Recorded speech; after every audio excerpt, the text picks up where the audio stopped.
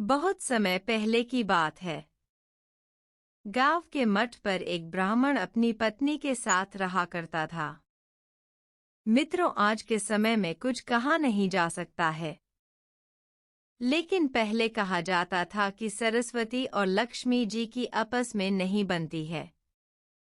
इसलिए वह सरस्वती का पुजारी ब्राह्मण निर्धन किया करता था और वह परंपरा के अनुसार शिष्यों को पढ़ाता भी था। गुरुकुल की परंपरा के अनुसार शिष्य उसके लिए गांव-गांव जाकर भिक्षा मांगते थे और भिक्षा में जो भी मिलता था उसी से उनका गुजारा हो रहा था। कुछ समय बाद ब्राह्मण की पत्नी को बच्चा होने वाला था। ऐसे में ब्राह्मण की पत्नी को चिंता होने लगी कि उसकी संतान का पालन पोषण इतनी गरीबी में कैसे होगा। इसी बात को लेकर वो अक्सर ब्राह्मण को उसकी गरीबी के लिए ताने मारने लगी और वह कहती कि न जाने मुझे किन कर्मों की सजा मिली है जो मेरा विवाह मेरे पिता ने एक कंगाल से कर दिया। ब्राह्मण को ये बात अच्छी न लगी। ताने सुन सुनकर वह परेशान हो चुका था। फिर एक दिन उसने एक फैसला लिया और अपने सबसे प्रिय और सूझवान शिष्य को बुलाकर सारी जिम्मेदारी उसे दे दी। इसके बाद 4-5 महीने में लौटने का आश्वासन देकर धन कमाने राजधानी चला गया। ब्राह्मण के जाने के बाद वह शिष्य ने अपनी सारी जिम्मेदारियां ईमानदारी के साथ निभाने लगा। तभी आसपास के गांव के लोगों को जब ब्राह्मण के जाने का पता चला तो सब लोगों ने मिलकर ब्राह्मण के यहाँ अनाज और ज़रूरत का बाकी सामान भिजवा दिया। आश्रम में बाकी शिष्यों को वह शिक्षा देने लगा। इस तरह सब कुछ सही रास्ते पर चलने लगा। एक रात को ब्राह्मणी ने पुत्र को जन्म दिया।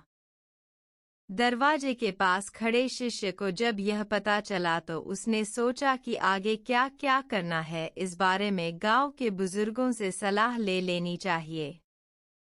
वह जाने ही वाला था कि इतनी देर में वहां एक दुबला-पतला ब्राह्मण लाठी के सहारे चलते हुए वहां आया।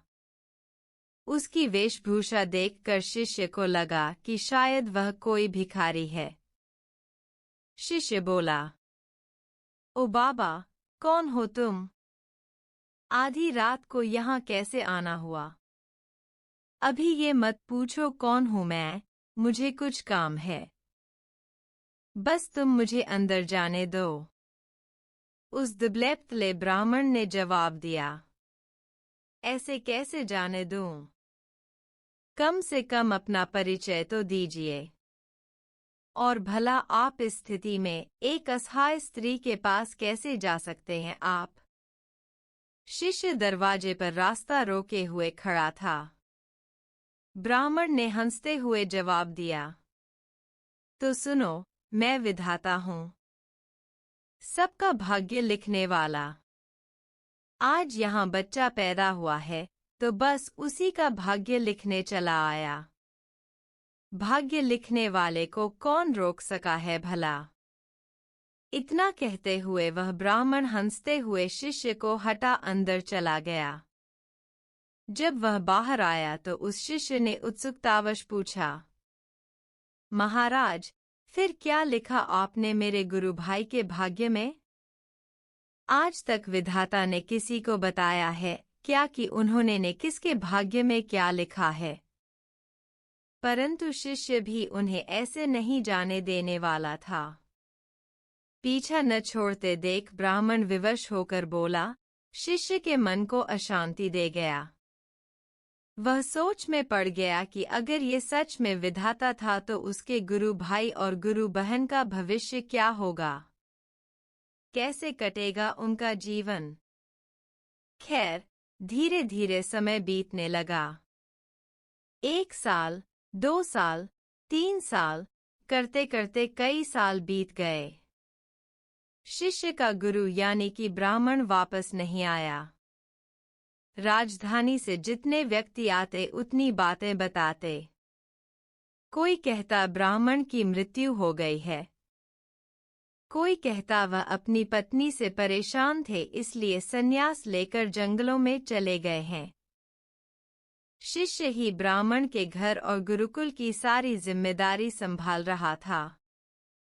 सबके साथ साथ उसने अपने गुरु भाई और गुरु बहन को भी शिक्षा देकर उन्हें शिक्षित किया।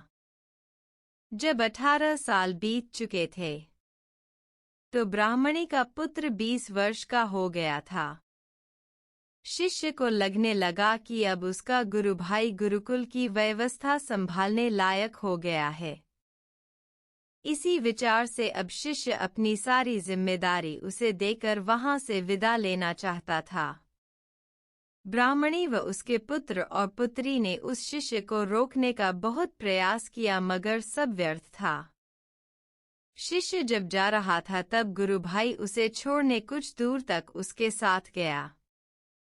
जब गुरु भाई आशीर्वाद लेकर वापस लौटने को हुआ तब उस शिष्य ने उससे कहा, भाई मैं जा रहा हूँ, मगर जो मैं अभी तुम्हें जो 2 बातें बताऊंगा उस बात का ध्यान रखना। पहला, कभी भी अपने घर पर अनाज से भरा हुआ बोरा और दूध देने वाली गाय मत रखना। अगर तुमने दोनों रखे तो तुम सारा जीवन निर्धन हो रहोगे। दूसरा, जब भी कोई व्यक्ति तुम्हारी बहन के विवाह के संबंध में बात करने आए तो उन्हें 100 सोने की मोहरें लेकर आने को बोलना, और जब वो 100 मोहरें तुम्हें दे दे तभी अपनी बहन उन्हें दिखाना। लड़के ने वैसा ही करने का वायदा उस शिष्य से किया और वापस आश्रम लौट आया। अगले ही दिन गांव के एक पुरोहित के यहाँ से एक दुधारू गाय और एक बोरा अनाज उस लड़के के घर भिजवा दिया। लड़के ने उसी समय गाय और अनाज का बोरा बेच दिया। उसके अगले दिन फिर किसी ने एक बोरा अनाज और एक दुधारू गाय भेजी। लड़के ने फिर वैसा ही किया। अब आए दिन ही गाय और अनाज के बोरे आने लगे। लड़का उन्हें अपने वायदे अनुसार बेचता गया।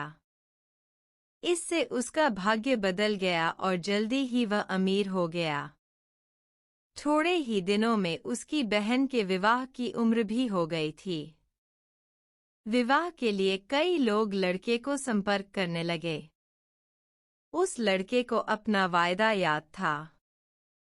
उसकी बहन को जो भी देखने आता वह उससे 100 स्वर्ण मुद्राएं ले लेता। इस तरह वह और भी धनी हो गया। उनका जीवन सुखमय हो गया। इसी तरह कई साल बीत गए। एक दिन उस शिष्य का मन हुआ कि क्यों न अपने गुरु के परिवार को देख आए। देख लिया जाए कि उनका भाग्य कैसा चल रहा है। इसी विचार के साथ वह वहां चल दिया। अभी वह गांव के बाहर ही पहुंचा था कि उसे वही दुबला पतला ब्राह्मण एक गाय, एक बोरा अनाज और पोटली में मुद्राएं ले जाते हुए दिखा। शिष्य ने आवाज लगाते हुए कहा, अरे महाराज, कहाँ जा रहे हैं? ब्राह्मण ने उसकी ओर देखा और गुस्से में ऊंची आवाज में बड़बड़ाना शुरू कर दिया, आ गए जले पर नमक छिड़कने। देख लो, ये सब तुम्हारा ही किया धरा है। रोज एक दूध देने वाली गाय, एक बोरा अनाज और 100 मुद्राएं देते देते मेरी ऐसी की तैसी हो रही है। दिमाग काम नहीं करता कि तुम्हारे इस चक्रव्यूह से कैसे निकलूं। मेरा चक्रव्यूह? महाराज, आप भूल रहे हैं कि भाग्य तो आप लिखते हैं। फिर भला मैं कैसे आपको किसी भी चक्रव्यूह में फंसा सकता हूँ? शिष्य ने चुटकी लेते हुए कहा, बेटा, मैं तेरी बुद्धि से हार चुका हूँ। मेरी सहायता कर और मुझे इस झंझट से निकाल। झंझट से निकलना है तो ये उन दोनों की भाग्य की रेखाएं मिटा दीजिए। आप तो जानते ही हैं ये कलयुग है।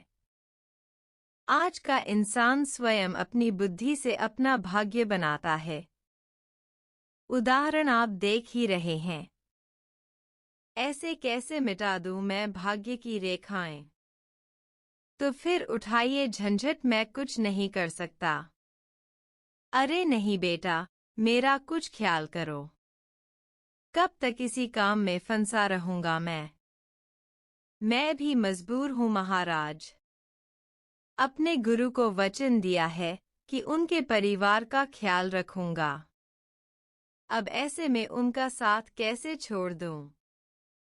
वैसे भी इस दुनिया में कुछ पाने के लिए कुछ खोना ही पड़ता है।